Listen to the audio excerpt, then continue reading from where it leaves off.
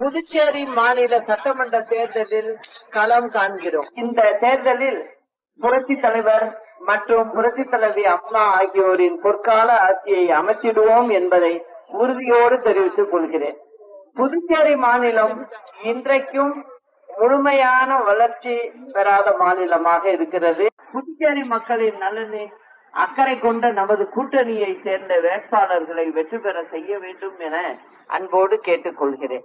புதுச்சேரியில் இதுவரை ஆட்சியில் இருந்தவர்கள் யாருமே மீனவர்கள் பிரச்சனையை பத்தி கண்டுகல, மக்கள் பிரச்சனையை பத்தி கண்டுகல, எந்த உதவியும் அவங்களுக்கு பண்ணல.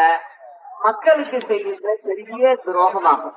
இங்கு படித்த இளைஞர்கள் நான் வர்ற வழியெல்லாம் சொல்றாங்க என்கிட்ட, படித்த இளைஞர்களுக்கு வேலை வாய்ப்பு இல்ல, படித்த பெண்களுக்கு வேலை வாய்ப்பு இல்ல, 10ஆம் கிளாஸ் +2 படித்த பெண்கள் ஆண் பிள்ளைகள் எல்லாரும் வீட்டுல இருக்காங்க, எங்களுக்கு எந்தவித வேலையும் இல்ல, நாங்க கஷ்டத்துல இருக்கிறோம் அப்படிங்கறத வழி நெடுகளும் வரும்போது எல்லாரும் சொன்னாங்க.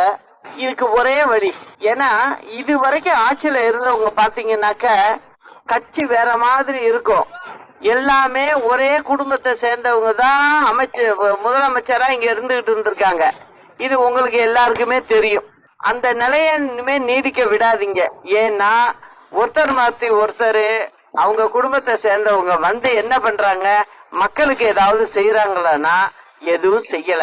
அதனால இந்த முறை எங்களோட கூட்டணிக்கு நீங்க வாக்களிக்கணும் அப்படிங்கறத கேட்டுக்கிறேன். இப்போ இந்த கூட்டணி மக்களுக்கான கூட்டணியா தான் நாங்க அமைச்சிருக்கோம். இதுல நிச்சயம் மக்கள் நலம் பெறும் வகை நல்ல திட்டங்களை கொடுப்போம். லைட் வசதி கிடையாது, குடிநீர் தண்ணியில கழிவு நீர் கலக்குதுங்கிறாங்க எங்க பார்த்தாலும், அதையும் சரி செய்யல. அதே போல பாத்தீங்கன்னாக்க குடி தண்ணீர் நல்ல தண்ணி கிடைக்கல, உப்பு தண்ணி தான் குடுக்கறாங்க அப்படின்னு சொல்றாங்க. இப்ப அம்மா அங்க ஆட்சியில இருந்தப்போ 2016 பாத்தீங்கன்னா 7,44,00,000 பேரு ஜனத்தொகை தமிழ்நாட்டுல இருந்தது. அப்போ அம்மா எப்படி செஞ்சாங்க, ஜனங்களுக்கு மக்களுக்கு என்ன செஞ்சாங்கிறது உங்களுக்கு எல்லாருக்கும் தெரியும். இந்த பாகூர் தொகுதியில சத்தியமூர்த்தி ஐயப்பன் அவரு நிக்கிறாரு. அவரு இந்த ஊர்ல கிட்டத்தட்ட 13 ஆண்டுகள் இந்த புதுச்சேரி மாநிலத்துல வேலை செஞ்சவரு.